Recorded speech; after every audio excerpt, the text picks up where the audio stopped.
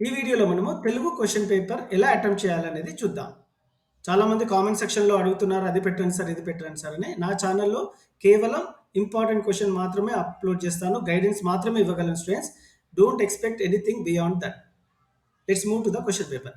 మీరు చూస్తున్నది last year 2023 SSC board exam question paper. ఈ ఇయర్‌ది కాదండి, ఇది last year SSC board exam question paper. మీరు ఎగ్జామ్ హాల్లోకి 9:00 అలాట్ చేస్తారు స్టూడెంట్స్ మీకు.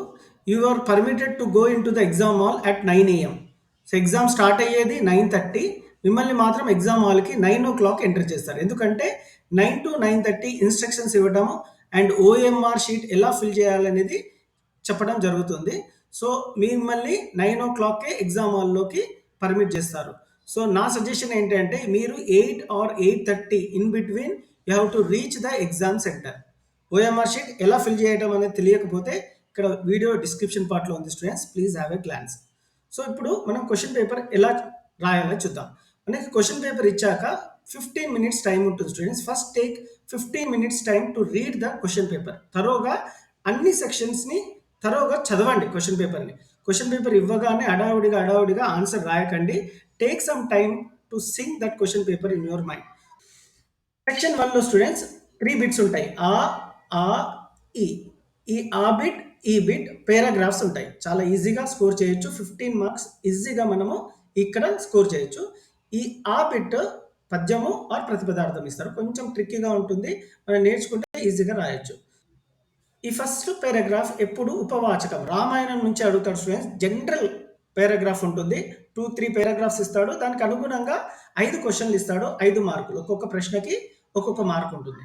సో ఆ ప్రశ్నలు ఫిల్ ఇన్ ద బ్లాంక్స్ రూపంలో ఉండొచ్చు, క్వశ్చన్ అండ్ ఆన్సర్స్ రూపంలో ఉండొచ్చు, ప్రశ్నలు తయారు చేయండి అని అడగొచ్చు, చూస్ ద కరెక్ట్ ఆన్సర్స్ కూడా ఇవ్వచ్చు. ఏదైనా ఇచ్చినా మీరు ఈజీగానే ఉంటుంది.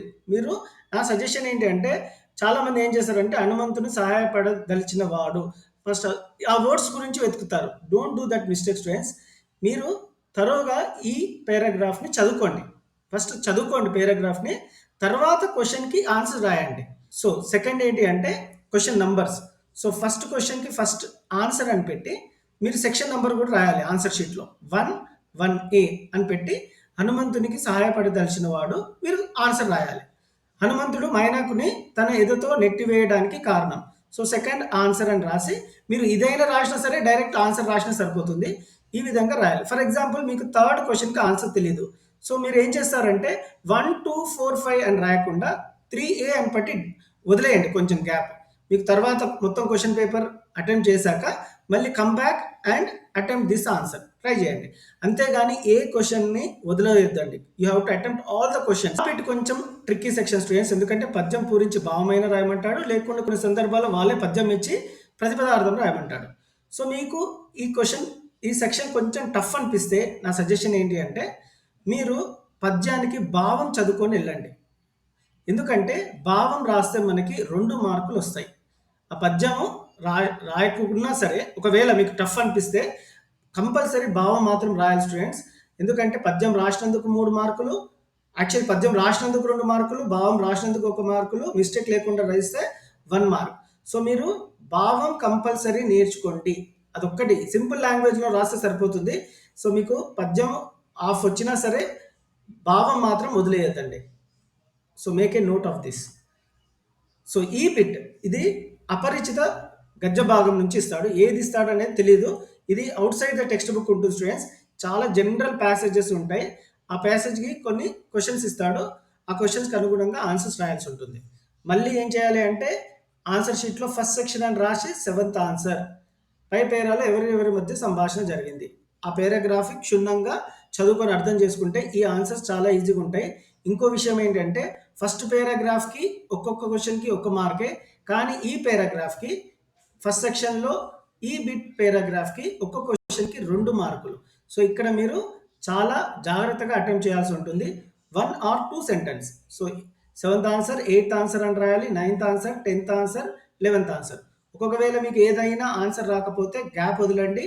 మొత్తం ఎగ్జామ్ అయిపోయాక మళ్ళీ అటెంప్ట్ చేయడానికి ప్రయత్నించండి. ఫస్ట్ సెక్షన్లో ఆ బిట్లో 5 మార్క్స్ అండ్ ఫస్ట్ సెక్షన్లో ఈ బిట్లో 10 మార్క్స్ ప్యాసేజ్కి ఉంటుంది.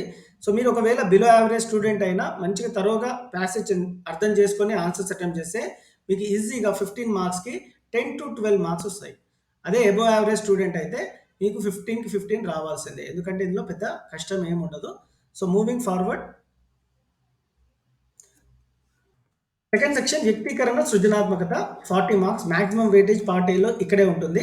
సో ఇందులో వ్యక్తీకరణ సృజనాత్మకతలో 2 పార్ట్స్ ఉంటాయి. First part short answer, second part long answers. ఆ బిట్ షార్ట్ ఆన్సర్. షార్ట్ ఆన్సర్‌లో ఒక క్వెషన్ కంపల్సరీ కవి పరిచయాల గురించి అడుగుతాడు. సో ఏ కవి పరిచయం అడుగుతాడు అనేది చెప్పడం కష్టం స్టూడెంట్స్. చాలామంది కామెంట్ సెక్షన్‌లో అడుగుతున్నారు. సార్ ఇంపార్టెంట్ కవి పరిచయం. అది నేను చెప్పలేను స్టూడెంట్స్. ఎందుకంటే I don't want to take risk. అందుకనే నేను చెప్పిన వీడియోలో, పెట్టిన వీడియోలో అందరి కవి పరిచయాల గురించి చెప్పాను. సులువుగా ఉంటుంది. ఒకసారి చూడకపోతే మీరు హ్యావ్ ఎ గ్లాన్స్. సో జీవన భాష మిగతా 3 జనరల్ టాపిక్స్ నుంచే ఇస్తాడు. కొటేషన్ ఉన్న క్వెషన్స్ కొంచెం తరోగా నేర్చుకోండి students. Moving forward short answers తర్వాత సెకండ్ సెక్షన్‌లో ఆ బిట్ లాంగ్ ఆన్సర్స్ ఉంటుంది. ఇందులో పద్య భాగంలో నుంచి ఒక క్వెషన్, గద్య భాగంలో నుంచి ఒక క్వెషన్, రామాయణం ఉపవాచకంలో నుంచి ఒక క్వెషన్ అండ్ సృజనాత్మకత డిస్కోర్సెస్‌లో నుంచి ఒక క్వెషన్ ఉంటుంది. ఈ లాంగ్ ఆన్సర్‌లో ప్రతి క్వెషన్‌కి ఇంటర్నల్ చాయిస్ ఉంటుంది. పద్య భాగంలో నుంచి కొన్ని రిపీటెడ్ అయిన క్వెషన్స్ ఉన్నాయి స్టూడెంట్స్. అవి తరోగా నేర్చుకోండి. తర్వాత గద్య భాగం మళ్ళీ చెప్తున్నాను. మీరు 17th ఆన్సర్ రాస్తుంటే section 2 17th answer or 17th జవాబు అని సెక్షన్ నేమ్, క్వెషన్ నంబర్ తరోగా రాయాల్సి ఉంటుంది. మర్చిపోవద్దండి. మళ్ళీ చెప్తున్నాను. 18th క్వెషన్ రామాయణం నుంచి అడుగుతాడు ఉపవాచకం నుంచి. నేను ఒక వీడియో చేశాను students important questions in Ramayanam. ఆ క్వెషన్ ఆన్సర్స్ రాకున్నా సరే రామాయణం మనకు తెలుసు కాబట్టి సొంత వాక్యాల్లో రాస్తే సరిపోతుంది. సింపుల్‌గానే ఉంటాయి స్టూడెంట్స్. టెన్షన్ పడకండి. ఈజీగానే వస్తుంది question paper. Last question in part A 19th question సృజనాత్మకత అంటే డిస్కోర్సెస్. సో మీరు సంభాషణ, లేఖ, ప్రశ్నావళి, వ్యాసం, కరపత్రం ఇవి శ్రద్ధగా నేర్చుకోండి స్టూడెంట్స్. ఇంకోసారి చెప్తాను. సంభాషణ, లేఖ, వ్యాసం, కరపత్రం, ప్రశ్నావళి. సో ఎక్కువ అడుగుతున్నాడు ఇవి. ప్రశ్నావళి, లేఖ, వ్యాసం, కరపత్రం, సంభాషణ మాక్సిమం ఇవే అడుగుతున్నాడు. లక్కీగా మనకి ఇంటర్నల్ చాయిస్ ఉంది కాబట్టి ఒక టఫ్ ఉన్న ఇంకోటి ఈజీగా రాయొచ్చు. సో లేఖ ఎలా రాయాలి అనేది కూడా ఒక వీడియో చేశాను. Have a glance in that. Part B ఎలా అటెంప్ట్ చేయాలనేది చెప్తాను. ముందుగా పార్ట్ బిలో ఏం అడుగుతాడంటే సొంత వాక్యాలు. ఫస్ట్ 2 సొంత వాక్యాలు కాబట్టి ఈజీగా 2 మార్క్స్ వస్తాయి. తర్వాత మనకి మీనింగ్స్ అర్థాలు 2 క్వెషన్స్ రిలేటెడ్ అర్థాలు, మీనింగ్స్. తర్వాత నానార్థాలు ఆర్ సమానార్థాలు 2 ఇస్తాడు.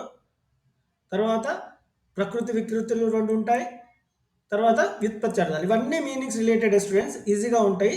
So 10 marks. వ్యాకరణ అంశాలకి 10 మార్కులు ఉంటాయి. అందులో సందులు 2 ఇస్తాడు. 2 క్వెషన్ రిలేటెడ్ టు సందులు. సమాసాలు 2 విగ్రహవాక్యాలన్నా సమాసాలన్నా ఒకటే. తర్వాత సూర్యగ్రహణాలు, చంద్రగ్రహణాలు సరిగ్గా నేర్చుకోవాల్సి ఉంటుంది. ఛందస్సు ఉత్పలమాల, చంపకమాల, శార్దూలం, మత్తేపం తరోగా నేర్చుకోండి. అలంకారాలు కంపల్సరీగా 2 క్వెషన్లైనా ఒక క్వెషన్లైనా అలంకారాల నుంచి అడుగుతాడు. 2 క్వెషన్లు ఇస్తాడు కంపల్సరీగా. తర్వాత వాక్యాలు. ఈ వాక్యాలు మీద 2 అయినా 3 అయినా క్వెషన్స్ అడుగుతున్నారు స్టూడెంట్స్. ఈ టాపిక్స్ మీద మీరు తరోగా నేర్చుకుంటే ఫుల్ మార్క్స్ పార్ట్ బిలో వస్తాయి. పార్ట్ బి ఎలా అటెంప్ట్ చేయాలని చెప్తాను. సో 16th క్వెషన్‌కి ఏబిసిడి ఆప్షన్స్ ఉంటాయి కదా! Choose the correct answer. కొంతమంది 2 ఆప్షన్స్ రాస్తారు. ఏ, బి. ఈ విధంగా రాయొద్దండి. ఎందుకంటే ఇట్లా రాస్తే మీకు మార్క్స్ రావు. కొట్టేయడం జరుగుతుంది. సో కొంతమంది క్యాపిటల్ లెటర్స్ ఇప్పుడు క్యాపిటల్ లెటర్స్ ఉన్నాయి కదా! స్మాల్ లెటర్స్ రాస్తారు. That is also not accepted. అది కూడా రాంగ్‌గా ఉంటుంది. కొంతమంది ఏం చేస్తారంటే so for example first B రాస్తారు. తర్వాత ఏదో మనసు మార్చుకొని ఎరేజ్ చేసి ఏ రాస్తారు. ఇది కూడా కన్సిడర్ చేయరు. సో మీరు ఆన్సర్ రాసేటప్పటికి 1కి 2 సార్లు ఆలోచించుకొని ఆప్షన్ పెట్టాల్సి ఉంటుంది. కొంతమంది ఒకటే ఆల్ఫాబెట్‌లో 2, 3 నేమ్స్ వచ్చేటట్టు ఈ విధంగా రాస్తారు. ఏ, బి, సి. సో ఈ విధంగా రాయొద్దండి. మీకు మార్క్స్ రావు. సో కంపల్సరీగా అటెంప్ట్ చేయాల్సి ఉంటుంది. ఓవర్ రైటింగ్ ఉండొద్దు. ఒకటే ఆప్షన్ రాయాల్సి ఉంటుంది. 2 ఆప్షన్స్ రాయొద్దు. స్మాల్ ఆల్ఫాబెట్స్ పెట్టొద్దు. నేను పార్ట్ బి కూడా అప్లోడ్ చేశాను స్టూడెంట్స్. అది కేవలం రిఫరెన్స్ మాత్రమే. రేపు వచ్చే ఎగ్జామ్ పేపర్‌లో ఉన్న పార్ట్ బి కాదు. అవన్నీ నేర్చుకుంటే క్వెషన్స్ ఎలా అడుగుతున్నాడు, మనం ఆన్సర్ ఎలా చేయాలనేది ఒక అవగాహన కోసం మాత్రమే అప్లోడ్ చేయడం జరిగింది. Please don't think that it as a real paper. Okay. So thank you very much for watching and all the best for your exams.